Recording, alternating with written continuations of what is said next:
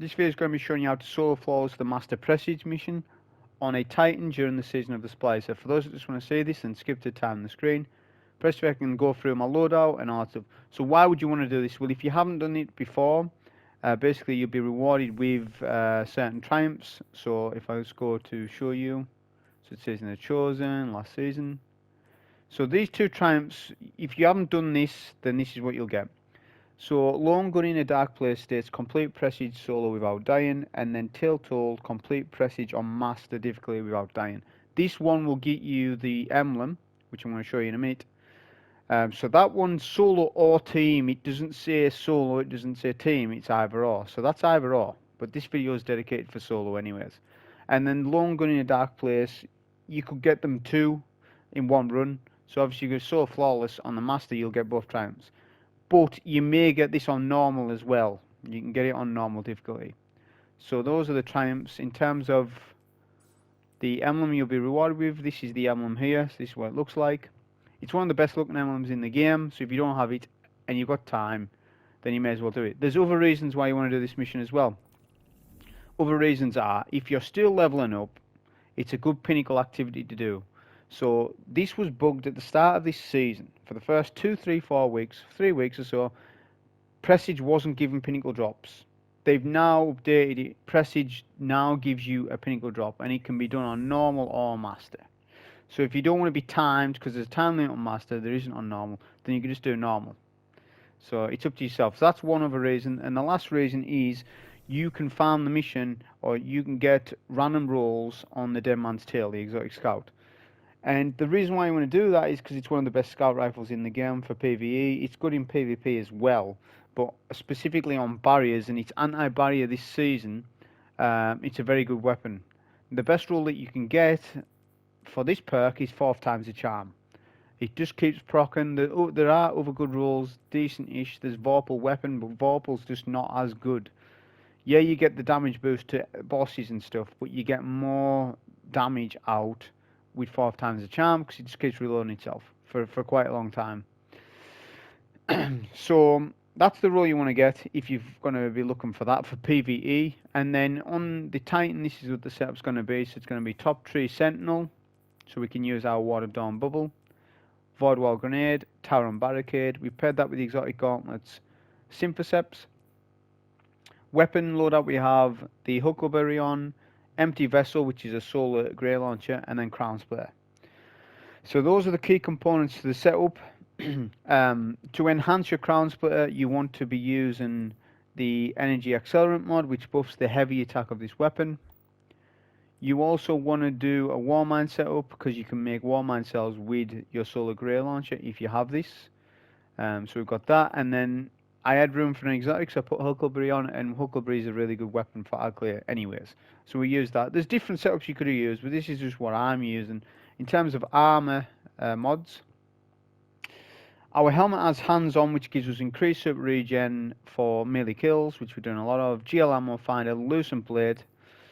Our gauntlet has SMG Loader, GL Loader, a global reach for Warmind cells, Rage of the Warmind, solar damage resistance, Concussive Dampener, a sword scavenger, GL scavenger on the boots with a shield break charge to get the Lucent Blade going, and then a Wrath of Rasputin with, like I said, the Energy Accelerant. And I had Void Unstoppable on, because Void melee Unstoppable actually works on all enemies, it doesn't just work on champs. So it's like that with every sort of mod. Overload nades, anti-barrier SMG, all the mods work on every ad in the game. Okay, so I had that on just for, you know, added bonus. Spec for high recov, that's about it. That's all you want. That's the setup. So with this run, it'll be aimed at players who haven't got this so flawless done. So this is not aimed at expert players who have done it various times. It's aimed at the person that's trying to get it for the emblem and they want to do it solo just because they do play solo. So that's aimed at those. So there'll be things that I'll point out to maybe expert players who'll say it's obvious, and to some other players it might not be obvious. Okay, so just bear that in mind. So with the jumps, you just want to take your time with them. I took a little shortcut within that jump. It saves 5 to 10 seconds. You don't need to do that.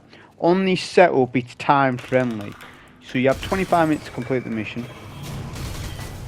and I finish it with, can't mind, 4 or 5 minutes left, something like that.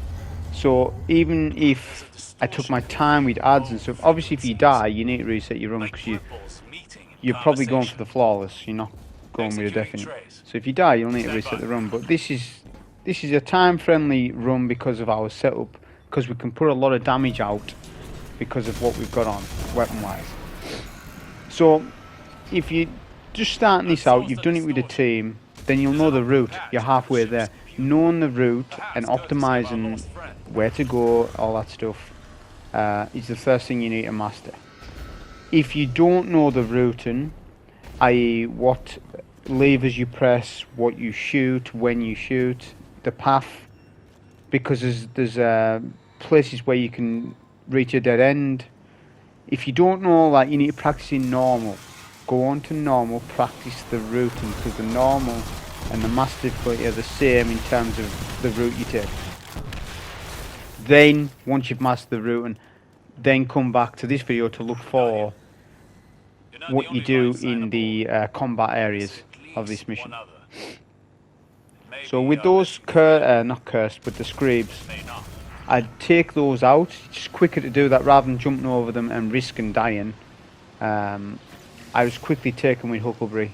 It's literally a few seconds, doesn't matter. On this instance I'm going to do 2 blinding grenade launcher shots, which I didn't mention already. This GL, as I said, it has blinding grenades on it, and it's capable of making cells. So that's why we've still got a Warmind cell set up on with a Lucent Blade hybrid type thing. What I'd like to do here is wait a little bit and then jump up to see how many scrapes we can get them to explode. We also have a nade here. I'll do a quick nade here, which, as you can see, can get you pretty weak.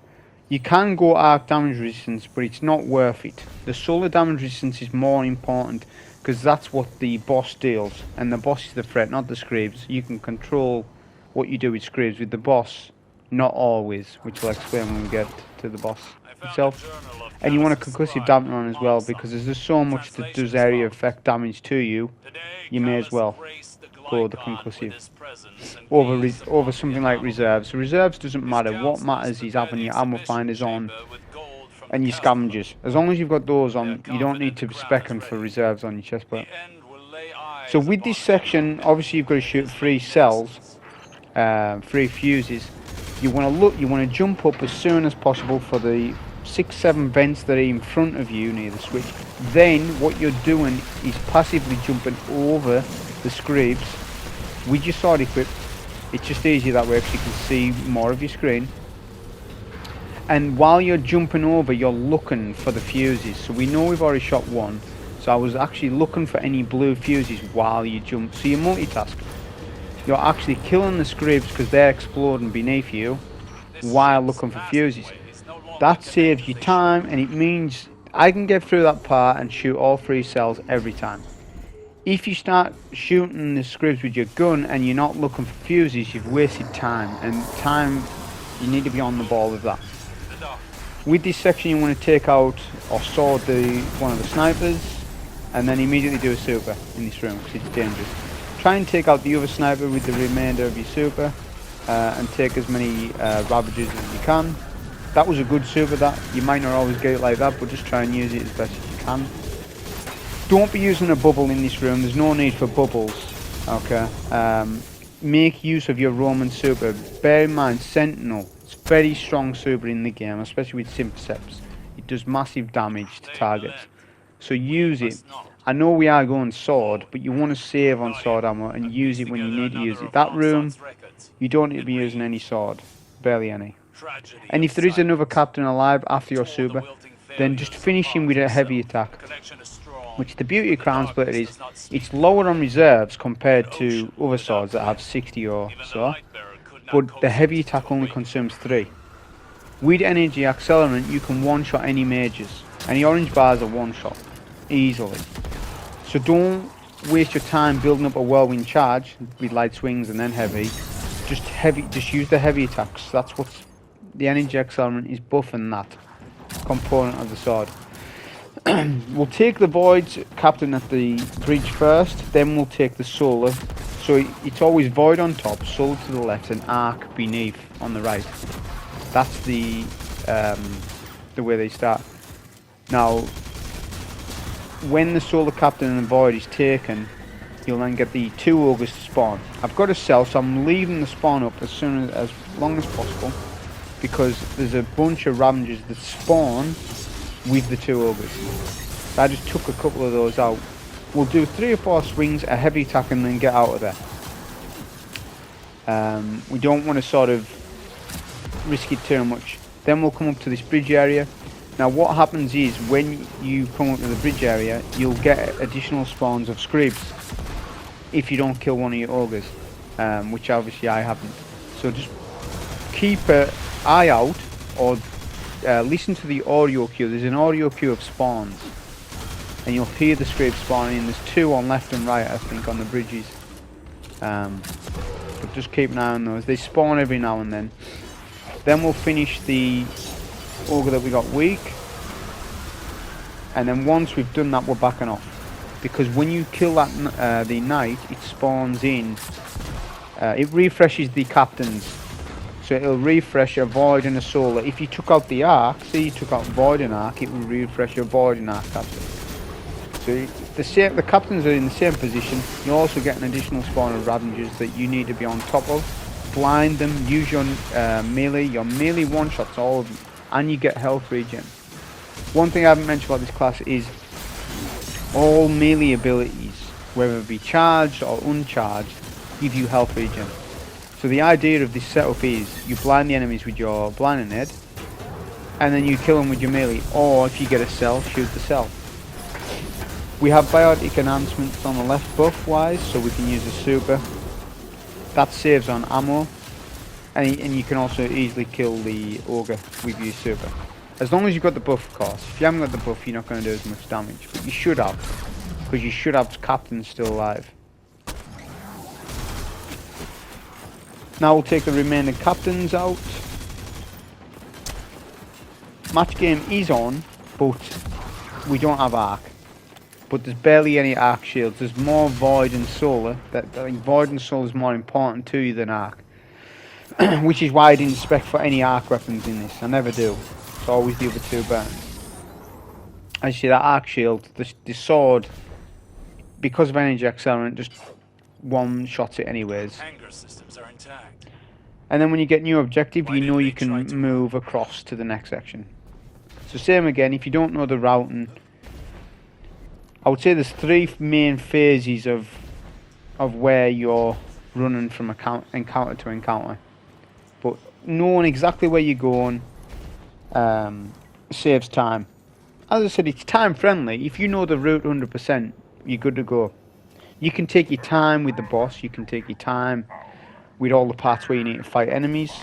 It's mainly just as long as you've got a bubble when you need it, and you've used some sort of setup that I've got on. Hands-on helps out, because you're getting more super energy that way from melee kills. In this section I have a bunch of Screebs. We'll blind a couple of them, use Huckleberry. We'll get our switch. This fuse can be difficult to be shot with an SMG from here, but just do a couple of shots at a time. Then we can get the lever and on to the next spar.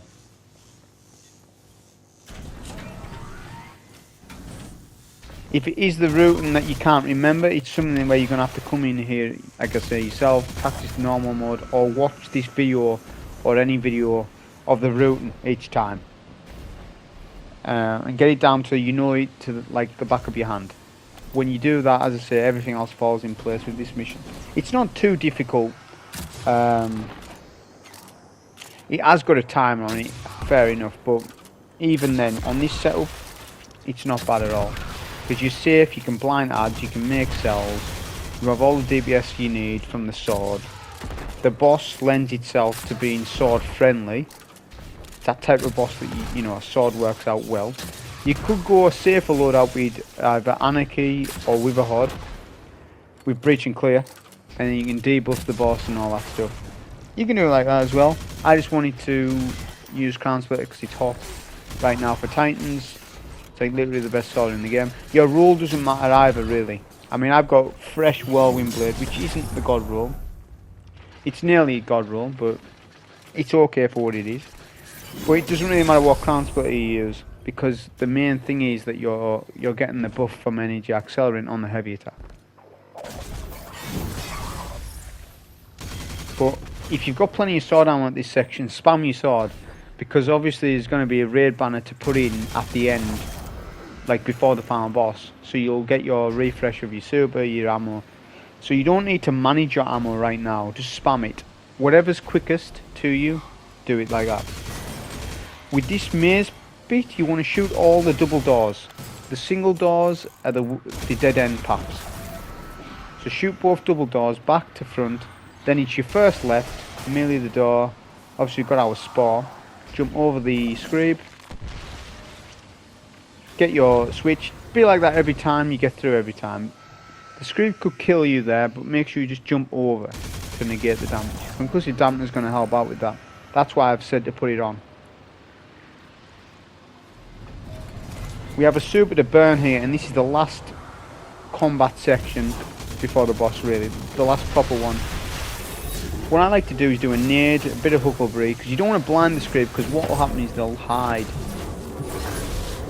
And you don't really want that. You want to just kill them quickly, pop a super, get the 2 ogres, go to the back of the room, get the switch.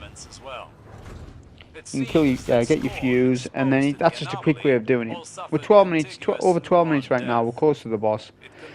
This run isn't fully optimized. It could have been quicker, but it's not a bad run for what it is. And this was literally like my second run, and I haven't done this mission since last season. So I was rusty at it. Second run, not too bad at all.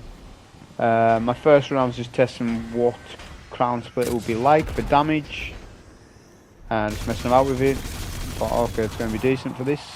So I thought I would, do this, because the strat before this season was Lament. Lament was the best weapon for this mission, but they nerfed Lament. But Lament's still going to be good for this mission, in fact, because it's still decent even after all the nerfs from it, even after the big nerf that we just had. So you could still go Lament if you wanted to do the Lament strat with. I would probably go Lament, Truth Teller, so you got a Void and Solar, and then an SMG. Just a kinetic SMG or a sidearm, whatever you like for ag clear. Not something slow like a scout or something. You want something fast for ag clear. Make sure you blind that sniper there. He can 2-shot you. I like to blind him, then run past. Saves time. So 11 minutes and above. Put a flag in. You'll get a bubble, and then we can start with the boss fight. So again, I'm going to explain this as if you haven't done it. For those who have done it, you're not going to learn much from it. But I'll use a Voidwall Grenade, and 1 heavy attack makes him immune. That's sort of the first phase. He's hard capped. You can't do any more damage than what you can see there from the fire. It's like 10 or 15%. As soon as you've done that, back off to this side, and then just go ham with your GL. If you've got GL ammo, find it on. It's not a problem for you to spam your GL. So I'm going to do that quite a bit. I was trying to get a cell. I ended up getting a cell.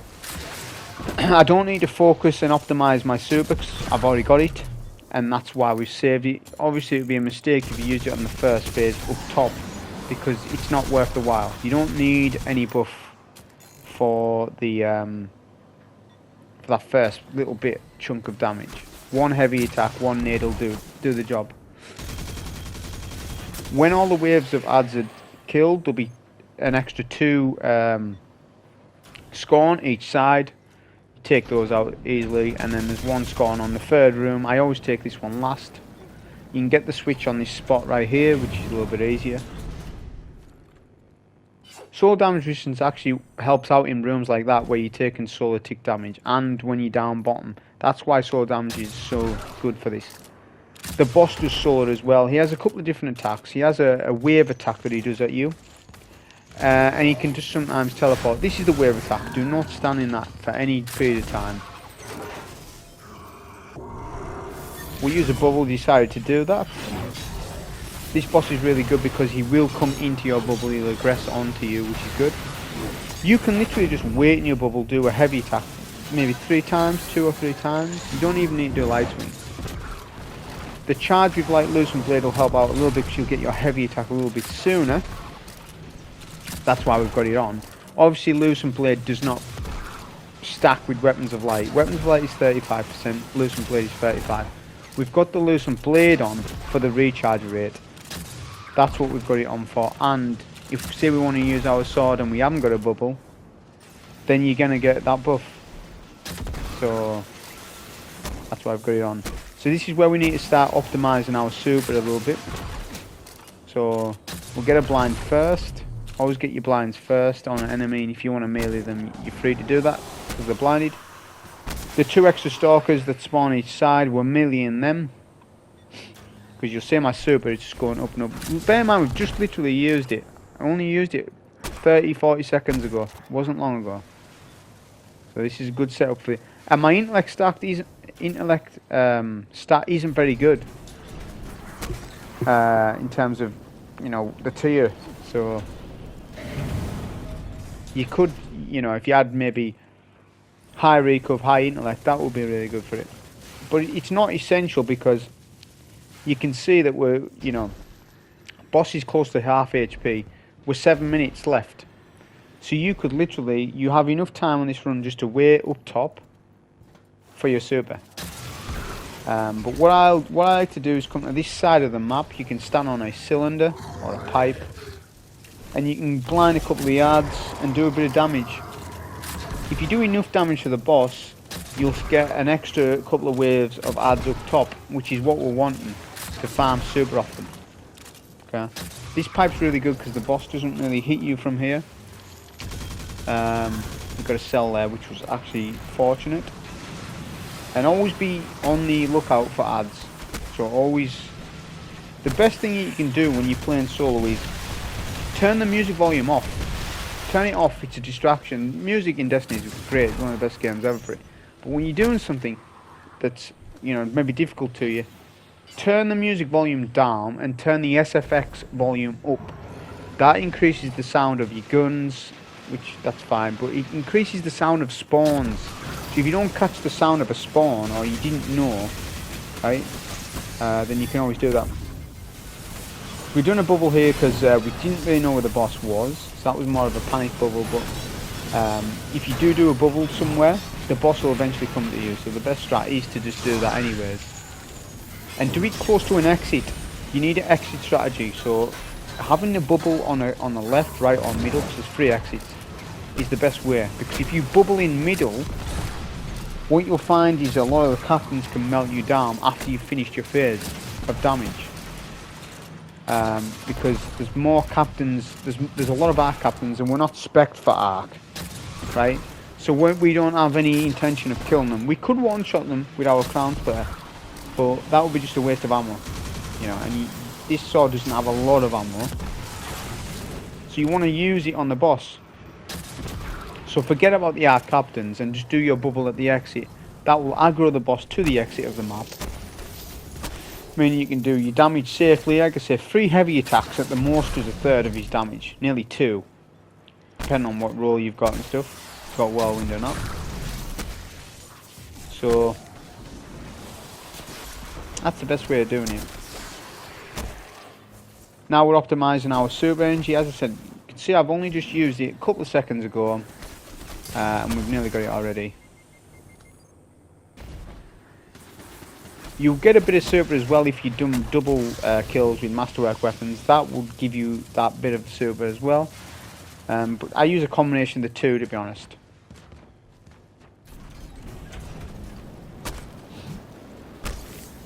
But it's worth, if there's only one ad alive, it's worth to melee them, because obviously you can't get a double kill off them, you can't get the orb. So getting a melee kill on them like that it just helps that little bit. We're 80% of our super, so we're ready for the final phase. There's 4 minutes left of the fight, so we're pretty much done. At this point, you don't want to be risking anything, you don't need to go down. Your bubble and the sword will do everything. The boss isn't pushing me, so we're just trying to get some splash damage with our nade. This is the problem with this fight, or a lot of the problems with the game, is bosses and ads can teleport on you. He did teleport on me there, but there isn't a chance of him one-shotting us because we have solar damage resistance on and we have concussive dampener. You can sometimes get physicked into the wall depending on the stomp and stuff, but generally you'll survive it. That's why we've got this setup on. We'll do the bubble again at the exit of the map. Be careful of the captains though. Always sort of pay attention to your health even when in a bubble, because you will have the overshield but your health might be low below the overshield. So just take your time. You could just use the heavy only. You don't need to do light swings heavy. Just do a heavy attack, wait in your bubble, a heavy attack, wait in your bubble. Just keep an eye on your recharge rate. And it's as simple as that. That way you don't even need to go out of the bubble really. And the captains aren't a threat then. And you just come up top, claim your treasure, what have you, and that's basically the run. Hope you enjoy, thank you.